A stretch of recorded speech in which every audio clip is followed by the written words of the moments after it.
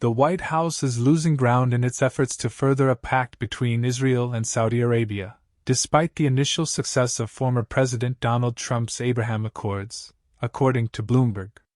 The White House has been in talks for months to try and expand upon the foundation made by the Trump administration's Abraham Accords, which formed a historic peace pact between multiple Middle Eastern nations, but has had little success as tensions between Israel and Saudi Arabia have continued to grow over the Palestinian conflict, the Associated Press reported. Saudi Arabia further informed the White House that a deal of normalcy between itself and the Jewish state could only be reached if the U.S. was willing to provide defense aid, access to U.S. weapons, and no interference with its nuclear program, according to Bloomberg.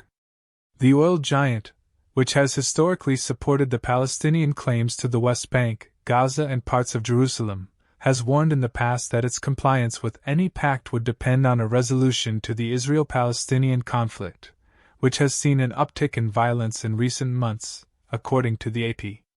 Israel's Mossad director David Barnea reportedly visited the White House in July to discuss the impending deal with CIA officials and White House National Security Advisor Jake Sullivan, according to anonymous officials that spoke to Axios.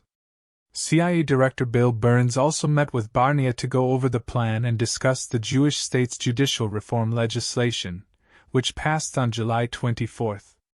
The U.S. relationship with Israel has been under immense strain after President Joe Biden voiced his disapproval of Israel's attempts to pass judicial reform legislation on several occasions and has refused for several months to invite Prime Minister Benjamin Netanyahu to the White House, though in July the two leaders plan to meet in the future on an undisclosed date.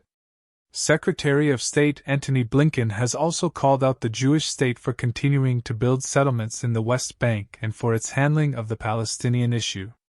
Biden met with Israel's President Isaac Herzog at the White House on July 18 to tout the two nations' close relationship and affirmed its support of the Jewish state. However, prior to the visit, former Prime Minister and leader of the Yesh Atid opposition party Yair Lapid said that he did not consider the U.S. to be Israel's closest ally any longer.